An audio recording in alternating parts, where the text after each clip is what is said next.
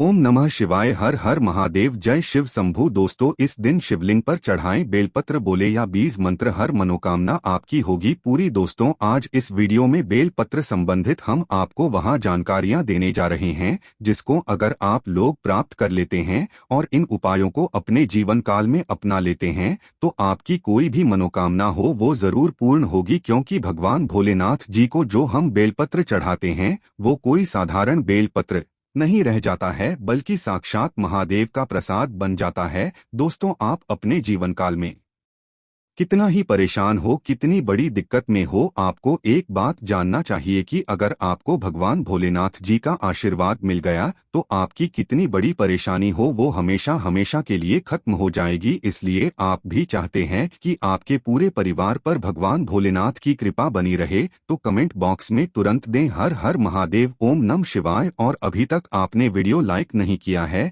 तो तुरंत ही वीडियो को लाइक कर दीजिए। दोस्तों, ध्यान रखिएगा, धर्मशास्त्र के अनुसार बेलपत्र 1 महीने तक बासी नहीं माना जाता है। इसका प्रयोग आप बार बार कर सकते हैं, जिसका मतलब ये है कि देखिए होता क्या है कि भारत के कई गांवों में, कई कस्बों में जहां शिवालय है वहां पर बेलपत्र इतनी आसानी से नहीं मिलता है तो वहां पर लोग यही करते हैं कि भगवान भोलेनाथ को जो बेलपत्र चाहते हैं वो बार बार धोकर के चढ़ाते हैं। और ये गलत नहीं है, ये ऐसा आप भी कर सकते हैं। अगर आपके होता नहीं है तो दूसरा, भगवान भोलेनाथ को बेलपत्र चढ़ाने के पीछे एक बहुत बड़ी पौराणिक कथा है जो आपका जाना बहुत ज्यादा जरूरी है। क्योंकि समुद्र मंथन के दौरान कई चीजों के साथ भी निकला था जिसका जो जहर था वो पूरी दुनिया में फैलने लग गया था। उसी वक्त भगवान भोलेनाथ जी ने विश्व को अपनी कंठी में धारण कर लिया था, इसीलिए महादेव जी को नीलकंठ भी कहा जाता है। अब विश्व के प्रभाव से भगवान भोलेनाथ जी के शरीर का ताप बढ़ने लगा जिसके वजह से आसपास का जो वातावरण था वह जलने लगा था। तो उस वक्त देवी देवताओं ने भगवान भोलेनाथ को बेलपत्र और पानी अर्पित किया था, जिसके बाद भगवान भोलेनाथ के शरीर की जो उत्पन्न गर्मी थी वह शांत होने लगी थी। उस दिन के बाद से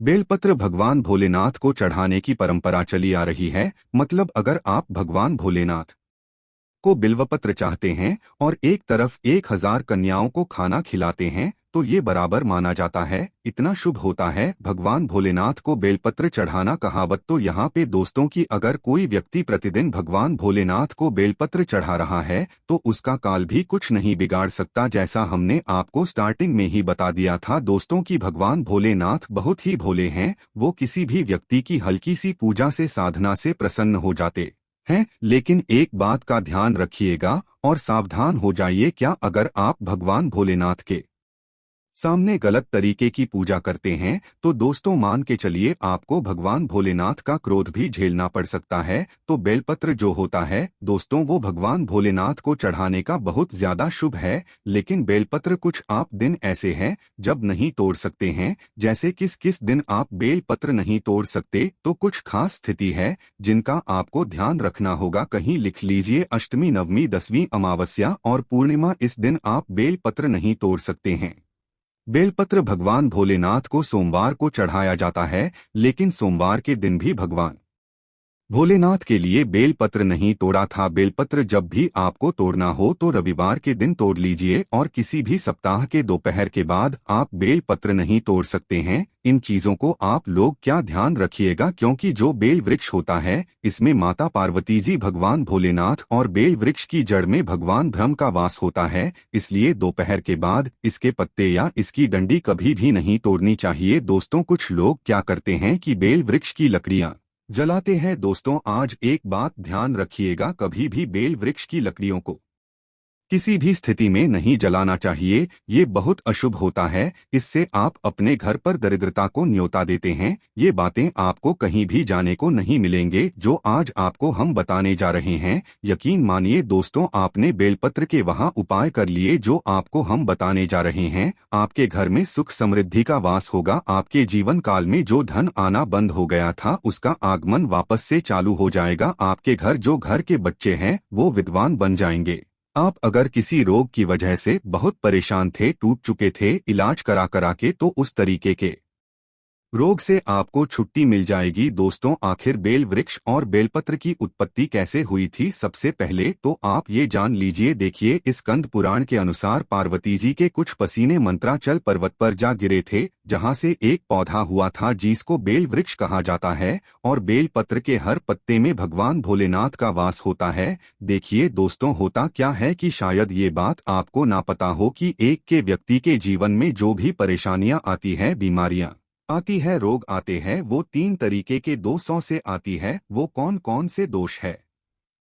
वास्तुदोष, पितृदोष और का प्रदोष। ये 3 ऐसे दोष है जो आपके जीवन काल में परेशानियों का भंडार लगा सकते हैं। लेकिन हिंदू पुराणों में साफ साफ कहा गया है, प्रतिदिन कोई व्यक्ति बेलपत्र खा रहा है तो उसको इस प्रकार के दोष लग ही नहीं सकते। और प्रतिदिन ना छोड़ के अगर सप्ताह के सोमवार के दिन भी आप शिवलिंग पर चढ़ी बेल पत्र खाते हैं तो दोस्तों, पितृदोष, कप दोष और कोई भी दोष हो, वहां आपका एक कुछ भी नहीं बिगाड़ सकती। तो दोस्तों, अगर आप चाहते हैं कि आपके ऊपर महादेव का आशीर्वाद बना रहे, आपके ऊपर कभी कोई दोष ना लगे, तो आप लोग सोमवार के दिन बेलपत्र जो शिवलिंग पर चढ़ाई जाती है उसको जरूर खाया कीजिए। अब देखिए दोस्तों, मान लीजिए आपको रक्त संबंधित कोई बीमारी है, रक्त संबंधित कोई परेशानी है, दिक्कत है, तो आपको यह करना चाहिए कि 1 महीने तक लगातार बेलपत्र खाना चाहिए। अगर आप 1 महीने तक बेलपत्र खा रहे हैं तो ये साइंस की लैंग्वेज में भी कहा गया है कि ये बहुत ज्यादा फायदेमंद होती है। रक्त संबंधित जितनी भी परेशानी होती है वो खत्म हो जाती है। आप चाहते हैं कि आपका ब्लड प्योर हो जाए, आप चाहते हैं कि आपका जो रक्त एकदम साफ हो जाए, तो आपको बेलपत्र जरूर खाना चाहिए। शायद ये बात आपको ना पता हो, विदेशी लोग जो होते हैं दोस्तों, भारत से बेलपत्र ले जाते हैं क्योंकि विदेशों में बेल वृक्ष जल्दी उगता नहीं है। भारत से बड़ी मात्रा में बेलपत्र ले जाते हैं और अपनी दवाइयों में इसको डालते हैं। जो बड़ी बड़ी बीमारियां होती हैं, उनकी जो दवाइयां बनती है उसमें बेलपत्र का इस्तेमाल होता है। दुख की बात यह है दोस्तों कि विदेशी लोग जहां पर हमारे भारत की औषधि का इस्तेमाल करते हैं, हमारे जो लोग हैं, खुद के लोग हैं, उनमें सारी जानकारियां विलुप्त होती चली आ रही है। हमारे भारत भूमि पर ऐसे ऐसे पौधे उगते हैं जिसके बारे में कोई ध्यान नहीं देता है, और इसी का इस्तेमाल करके विदेशी लोग कितना आगे बढ़ जाते हैं। इसलिए दोस्तों, अगर आप लोग ऐसी प्राचीन जानकारी जानना चाहते हैं, पाना चाहते हैं, तो चैनल को सब्सक्राइब करना मत भूलिएगा। तो मान लीजिए दोस्तों, आपका दुर्भाग्य आपके पीछे पड़ गया है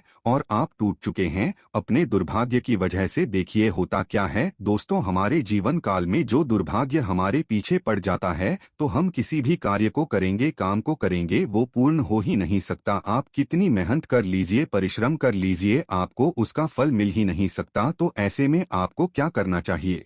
हिंदू पुराण के हिसाब से एक बहुत ही आसान तरीका बताया गया है, जिसका आप बेलपत्र के तरीके से करते हैं तो मान के चलिए आपकी हर परेशानी, कष्ट हमेशा के लिए खत्म हो जाएगी। आपका दुर्भाग्य आपका पीछा छोड़ देगा। आपको 3 हफ्ते लगातार ध्यान दीजिएगा, 3 हफ्ते लगातार हर सोमवार को किसी भी शिवालय जाकर के बेलपत्र 7 बजे से पहले चढ़ा देना है। अगर आप इतना करते हैं, ओम नमः शिवाय का जाप 1001 बार करते हैं, 3 हफ्ते के बाद आपका जो दुर्भाग्य होगा वो भाग्य में बदल जाएगा। ये बहुत सरल से उपाय दोस्तों, यह उपाय करके आप अपने जीवन काल की कई तरह की परेशानियों को समाप्त कर सकते हैं। दूसरा, मान लीजिए दोस्तों कि ऐसा हो रहा है कि आपकी नौकरी नहीं लग रही है, आप नौकरी के लिए बहुत परेशान हो चुके हैं, टूट चुके हैं, तो ऐसे में आपको क्या करना चाहिए? देखिए, जो क्रिया साधना हम आपको ये अगर आपने कर लिया तो आपकी नौकरी लगना तय है। हम ये नहीं कह रहे हैं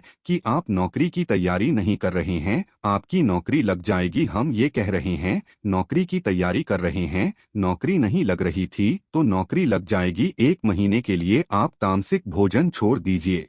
तामसिक का मतलब शायद न जानते हो, नॉन वेज हो गया, शराब, मदिरा, गुटखा, पान मसाला। 1 महीने प्रति दिन मतलब 30 दिन लगातार आप जाइए, प्रतिदिन 3 पत्ते वाला बेलपत्र भगवान भोलेनाथ को चढ़ाएं। ये एक बार आप ओम नमः शिवाय का जाप कीजिए। आपकी नौकरी लगने में जो भी बाधा आ रही थी वह बाधा हमेशा के लिए समाप्त हो जाएगी और आपको एक अच्छी नौकरी की प्राप्ति होगी, क्योंकि भगवान भोलेनाथ ने किसी व्यक्ति को अगर आशीर्वाद दे दिया, उस व्यक्ति के जीवन काल में उसकी हर मनोकामना पूरी होती है। वो जिस चीज की भी कामना रखता है वो उसको तुरंत ही मिल जाती है। और ये बात तो आप लोग जानते होंगे कि रावण को भी अमरता का वरदान हमारे भगवान भोलेनाथ ने दिया था। अब दोस्तों मान लीजिए आपकी कोई मनोकामना A to Z कोई भी मनोकामना है और आप चाहते हैं कि आपकी मनोकामना पूरी हो जाए, तो इसके लिए हमारे वास्तुशास्त्र में एक ऐसा उपाय बताया गया है जिसको अगर आप अपना लेते हैं तो यकीनन आपकी कोई मनोकामना हो वो आप पूर्ण होकर आएगी। तो ये उपाय बड़ा सा है, ये 3 महीने का उपाय है, मतलब 3 महीने के लिए आप तामसिक भोजन नहीं कर सकते हैं। ध्यान रखिएगा, अगर आपने तामसिक भोजन इस 3 महीने के दौरान कर लिया तो दोस्तों आपको भगवान भोलेनाथ का उग्र रूप देखना पड़ सकता है। तो ऐसे में आपको क्या करना चाहिए, देखिए बहुत आसान से उपाय हैं। 3 महीने की प्रत्येक सोमवार को आपको शिवालय जाना है, सफेद वस्त्र धारण करके हाथ में एक धतूरा ले जाना है, धतूरे का फूल ले जाना है और 3 पत्ते वाला बेलपत्र ले जाना है या ले जा करके भगवान भोलेनाथ को चढ़ाना है। इतना चढ़ाने के बाद 1001 बार आपको ओम नमः शिवाय का जाप करना है। अगर आप इतना भर करते हैं और 3 महीने के प्रत्येक सोमवार को यह क्रिया या साधना सही तरीके से करते हैं दोस्तों, आप इस टाइम पेपर पे लिख के ले लीजिए, भगवान भोलेनाथ के आशीर्वाद से आपके जीवन काल की जो भी मनोकामना होगी, संतान प्राप्ति की, नौकरी प्राप्ति की, घर बनवाने के, बिजनेस को दौड़ाने के लिए कोई भी आपकी मनोकामना होगी वो आप पूर्ण हो जाएगी। क्योंकि भगवान भोलेनाथ बहुत ही भोले हैं, वो किसी भी व्यक्ति की हल्की सी पूजा से, साधना से तुरंत ही प्रसन्न हो जाते हैं और तुरंत ही उसको आशीर्वाद दे देते हैं। दोस्तों अगर आपके घर में कोई रोगी है जिसको ऐसा कोई रोग लग गया जिसका इलाज कराकर थक गया है, उस व्यक्ति को अगर प्रत्येक सोमवार को बेल पत्र देना चालू कर देते हैं तो उस व्यक्ति के ऊपर कोई भी काला जादू होगा, काला बंधन होगा, काली शक्ति होगी, कोई भी ऐसी चीज होगी जो उसको परेशान कर रही होगी, वो हमेशा के लिए खत्म हो जाएगी। क्योंकि आप भी जानते हैं भगवान भोलेनाथ से कई जो बड़े काल होते हैं वहां तक डरते हैं। तो अगर ये सब पूजा साधना क्रिया आप बेल पत्र के द्वारा भगवान भोलेनाथ के लिए करते हैं, निश्चित रूप से दोस्तों आपको भगवान भोलेनाथ का जहां पर एक तरफ आशीर्वाद मिलेगा, आपके जीवन काल की जितनी भी परेशानियां हैं वो खत्म होती चली जाएगी। इसलिए अभी तक अपने वीडियो को लाइक नहीं किया है, लाइक अवश्य करें।